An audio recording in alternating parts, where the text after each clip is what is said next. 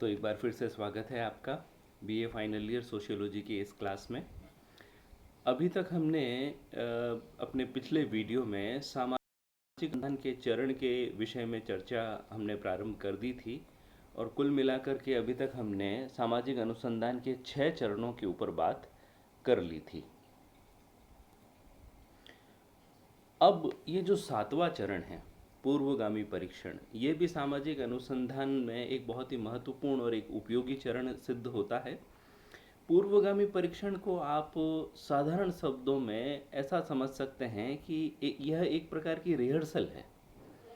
और रिहर्सल का आप तात्पर्य समझते हैं कि जब आप अपने कॉलेज में किसी प्रोग्राम में पार्टिसिपेट करते हैं, तो जब मुख्य प्रोग्राम में जब आपको अपने कला का प्रदर्शन करना होता है, तो उससे पहले आप ये सुनिश्चित कर लेना चाहते हैं कि आपका आपका जो प्रेजेंटेशन है उसमें किसी भी प्रकार की कोई समस्या, किसी भी प्रकार की कोई दुविधा ना हो।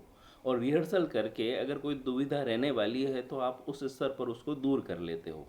तो ठीक उसी प्रकार जब मुख्य रूप से हम सामाजिक अनुसंधान में एक अनुसंधानकर्ता जब सम्मिलित होता है, तो उससे पहले वह ये सुनिश्चित कर लेना चाहता है कि उसके तथ्य संकलन की जो प्रविधियां हैं, उसके अध्ययन की जो इकाइयां हैं, उसमें किसी प्रकार की कोई समस्या तो नहीं है। तो उसके लिए वो क्या करता है कि उसके लिए वो अध्ययन में प्रयुक्त होने वाले जो इकाइयां हैं या जिन उत्तरदाताओं से हम अपने तथ्यों का संकलन करने वाले हैं, उनके 1-2% भाग पर पहले से ट्रायल करके देखता है।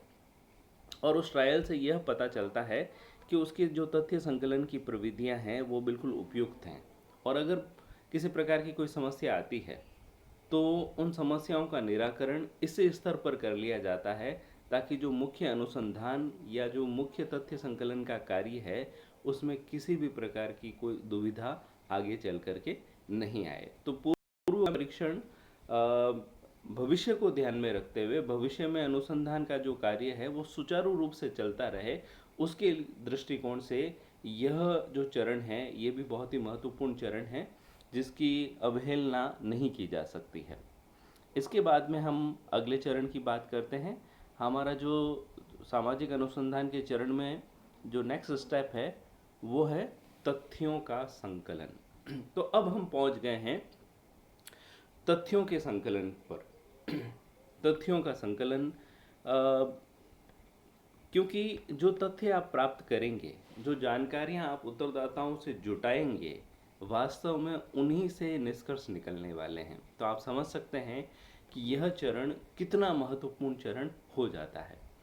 और अनुसंधानकर्ता से भी ये अपेक्षा की जाती है कि तथ्यों का संकलन करते वक्त वो बहुत ही धैर्य और धीरज बना करके रखे, किसी भी प्रकार की जल्दबाजी नहीं करें। और जो सबसे महत्वपूर्ण बात है इस चरण में ध्यान रखने वाली, कि एक अनुसंधानकर्ता को वस्तुनिष्ठ तरीके से अपने तथ्यों का संकलन करने का प्रयास करना चाहिए। कई बार क्या होता है कि अनुसंधान करने वाला व्यक्ति कुछ छोटी छोटी सुविधाओं के लिए कई बार ऐसे लापरवाही कर देता है जिनका आगे चल कर के सामाजिक अनुसंधान के जो निष्कर्ष हैं उनके ऊपर बहुत ही गंभीर प्रभाव पड़ता है। तो इसलिए कोई शॉर्टकट लेने का यहाँ पर प्रयास नहीं करना चाहिए और तथ्यों का संकलन अपने अनुभव के आधार पर, अपने धीरज रखते हुए, समझदारी के साथ में करने का प्रयास करना चाहिए, क्योंकि तथ्यों का संकलन ही वास्तव में वो आधार है जिससे कि अनुसंधान के जो निष्कर्ष हैं वो हमें प्राप्त होंगे। और अगर तथ्यों का संकलन ही दोषपूर्ण हो जाएगा तो आप ये मान करके चलिए कि कभी भी सही निष्कर्ष हमें प्राप्त नहीं हो पाएंगे। इसके बाद में हम बात करते हैं अगले चरण की। अगला चरण है हमारा तथ्यों का वर्गीकरण और सारणीयन। अब हमने तथ्यों का संकलन तो कर लिया और तथ्यों का ढेर हमारे पास में इकट्ठा हो गया है, लेकिन क्या इस तथ्यों के ढेर से हम किसी प्रकार की कोई सूचना प्राप्त कर सकते हैं? क्या हम इनसे कोई निष्कर्ष निकाल सकते हैं? शायद नहीं, क्योंकि उन तथ्यों को सूचना देने योग्य, बोधगम्य बनाना भी अत्यंत आवश्यक है। तो उसके लिए तथ्यों का वर्गीकरण और सारणीयन किया जाता है। वर्गीकरण का सीधा सा अर्थ यही है कि जो तथ्य हमें प्राप्त हुए हैं उनको समानता और असमानता के आधार पर विभिन्न प्रकार के वर्गों में विभक्त करना। और ये जो वर्गीकृत तथ्य हैं उनको प्रेजेंटेबल बनाने के लिए, प्रदर्शित करने के लिए सारणियों का सहारा लिया जाता है। तो ये जो बेसिकली वर्गीकरण और सारणीयन की जो प्रक्रिया है, इससे हमारे जो तथ्य है वो स्वतः ही बोल पड़ते हैं। वो सूचना देने की स्थिति में होते हैं कि वास्तव में जो भी जानकारियां हमने इकट्ठा की है वो जानकारियां हमें किस दिशा में ले जा रही है। आजकल वर्गीकरण और सारणीयन का कार्य कंप्यूटर की सहायता से बहुत ही आसानी से हो सकता है और लोग इसका उपयोग करते हैं। तो वर्गीकरण और सारणीयन ये एकत्रित किए गए तथ्यों को बोधगम्य बनाने की दृष्टि से बहुत ही उपयोगी प्रकार का एक चरण है। फिर हम बात करते हैं उपकल्पनाओं का परीक्षण। अब सामाजिक अनुसंधान का जो हमारा तीसरा चरण था, उस चरण में हमने कुछ उपकल्पनाएं बनाई थी। अब समय है उन उपकल्पनाओं के परीक्षण करने का कि जो उपकल्पनाएं हमने बनाई थी क्या वो सही है या सही नहीं है। जैसे मान लीजिए कि आपने प्रारंभिक स्तर पर उपकल्पना यह बनाई थी कि प्राय बेरोजगारी के कारण अपराध में वृद्धि होती है। अब आपने उत्तरदाताओं का चयन किया, तथ्यों का संकलन किया, वर्गीकरण और सारणीयन किया, और वर्गीकरण और सारणीयन के बाद में आपके जो तथ्य है वो इसी दिशा में संकेत करते हैं कि हाँ, वास्तव में बेरोजगारी से अपराध में वृद्धि होती है। तो क्या होगा, आपकी उपकल्पना सत्य प्रमाणित होगी। और वहीं अगर मान लीजिए कि आपके तथ्य ये प्रदर्शित करते हैं कि भाई बेरोजगारी और अपराध का आपस में कोई कनेक्शन नहीं है, तो ऐसी परिस्थिति में आपकी जो उपकल्पना है वो असत्य प्रमाणित हो जाएगी। तो उपकल्पना का सत्य प्रमाणित होना या असत्य प्रमाणित होना, जैसा कि मैंने पहले भी कहा था, कि अनुसंधान की गुणवत्ता के ऊपर कोई प्रभाव नहीं डालती है।